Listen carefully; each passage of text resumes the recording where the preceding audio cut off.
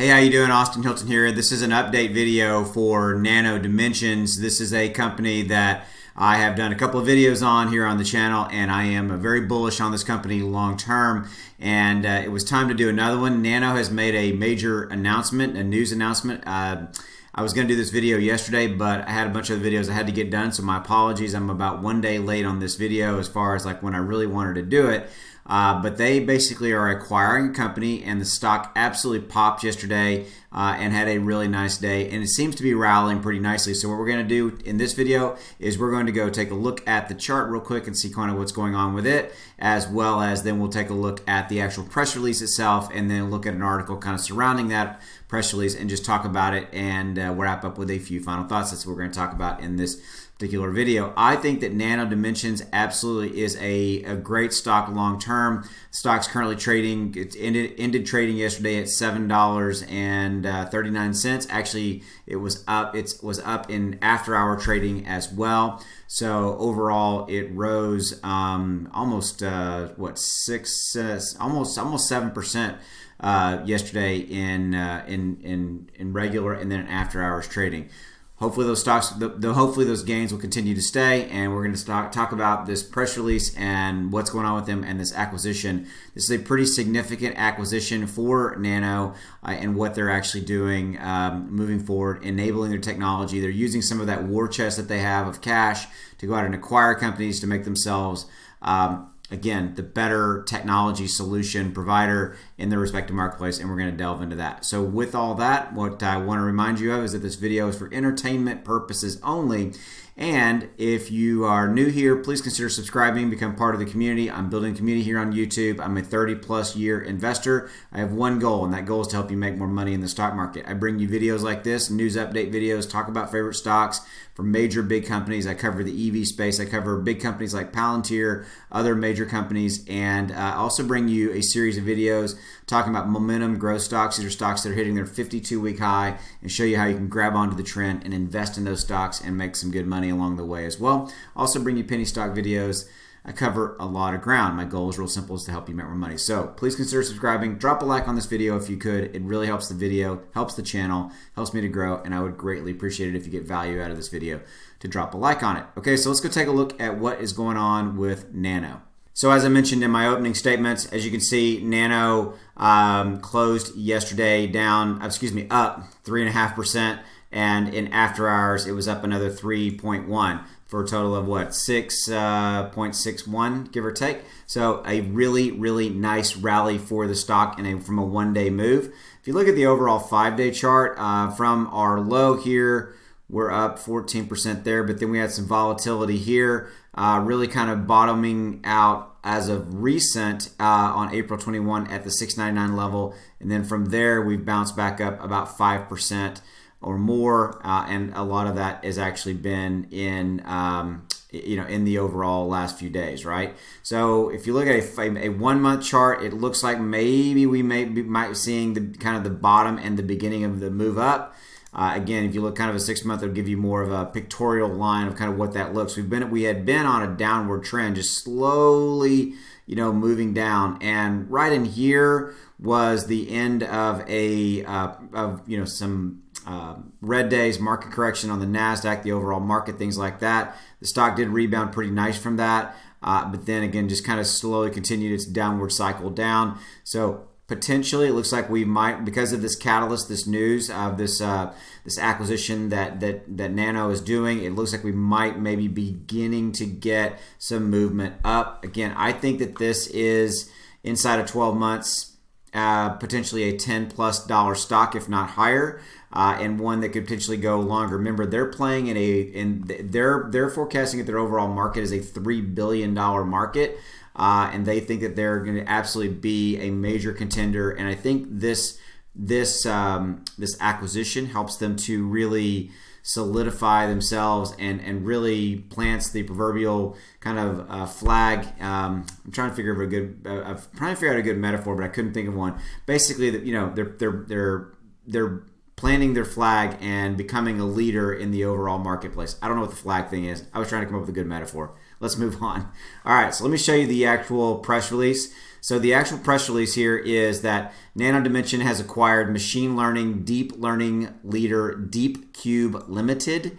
Okay, artificial intelligence will drive its 3D AI ML distributed digital fabrication application. So this is a let's see. Nano has agreed and signed a definitive agreement to acquire DeepCube, a world leader in machine learning, deep learning, ML, DL technology.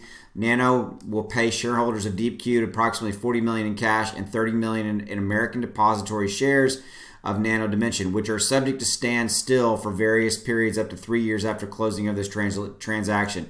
So that $30 million in the shares that basically have a 3 year up to a 3 year lockup period. Okay, so that's some interesting information that you need to be aware of right there, which is a good thing. So we got a pretty long lockup period.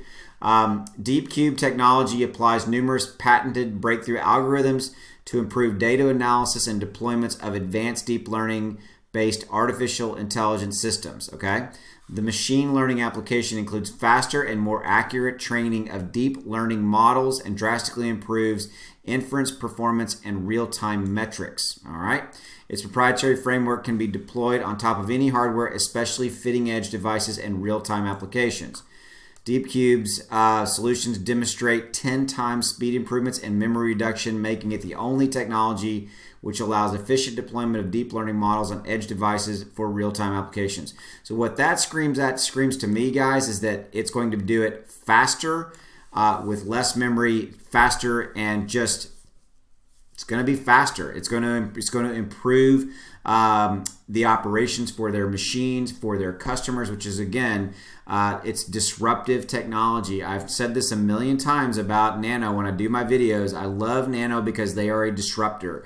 Their technology, in previous videos, I've talked about how their technology is newer, faster, better, replaces rooms of competitors' technology, and so they're doing it just better and faster. This acquisition basically takes the software level to a whole new level for driving these machines, 10 times speed improvements, improved memory reduction, things like that. So I love that. So it's delivering a better end user customer experience, which is going to drive and help them to ultimately sell more deals, and make more and just sell more deals, right? So DeepCube scientists and engineers, all of whom are expected to join Nndm upon closing this transactions, are AI, ML, DL experts, veterans of defense forces, homeland security, and governmental big data agencies, as well as academic and industrial research institutions. Okay, that's pretty cool. So the CEO of Nndm commented, similar supply chain issues it described recently in the public media in relation to semiconductor are hovering around the printed circuit board fabrication. So he's talking about the semiconductor industry and all of the media hype around the semiconductor, the chip shortages, things like that. Okay, and we know that Nano is going after this printed circuit board fabrication market and assembly. It's approximately 65 billion in size fabrications. These segments are even more subject to margins pressure due to the Far East low labor costs and non-free market. So moreover, in that industry, it's directly affected by the issues of chip component shortages. Nndm's vision is to establish Industry 4.0 solutions, which will entail building an AI ML, quote, distributed digital fabrication application, rather than just building machines as capital equipment. This application will enable a totally environmental, ecologically friendly digital control of the supply chain for high performance electronic devices or very high performance AM. Now, honestly, cards on the table, guys, some of that is a little bit beyond me. I'm not in the chip manufacturing expert per se. What I got out of what I just read was that they are doing some revolutionary things related to the printed circuit board fabrication and assembly, and they were already doing that, but with this technology of DeepCube and applying it to what their technology is, it's going to effectively change the way that that business is done. Again, a disruptor. I love that Nano is a disruptor, and so this will potentially have some very, very big ripple effects as it relates to some competitors are out there. So to me, this is a good thing, and I think that if you are a long-term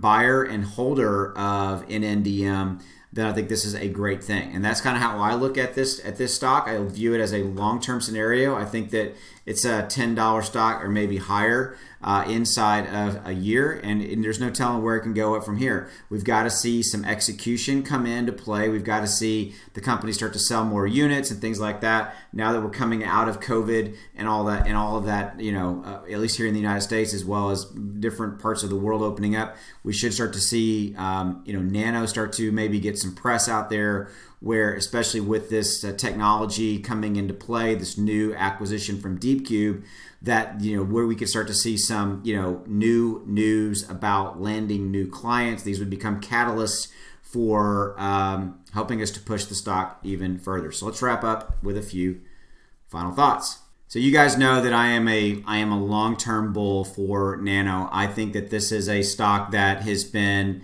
hyped a lot, has been discussed a lot, has been discounted a lot. There are bears surrounding this company. There is bearish sentiment out there. There's been a little bit of volatility surrounding it. I think we will continue to see a little bit of volatility because it just kind of is what it is. There's a lot of talk around YouTube and on the forums about this company. There just simply is. Okay, so that's just a fact of life.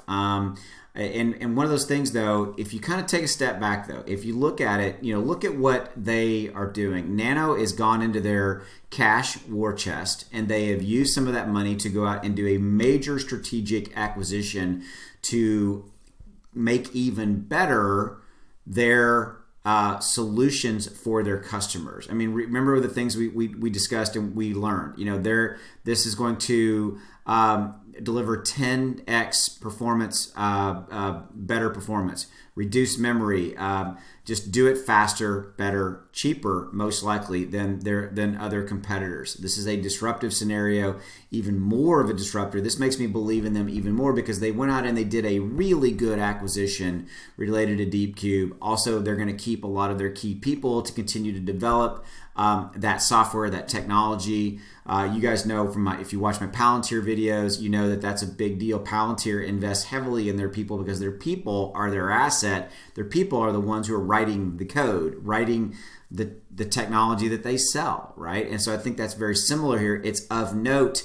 That's why I pointed that out in that press release. It's of note that they are keeping and retaining a lot of the key developmental brains, so to speak, who help develop the software, and they'll continue to make it even better in the long run and apply even more, that software synergies and even more. And partially what this acquisition would do as well. Again, I was in the software business in the 1990s.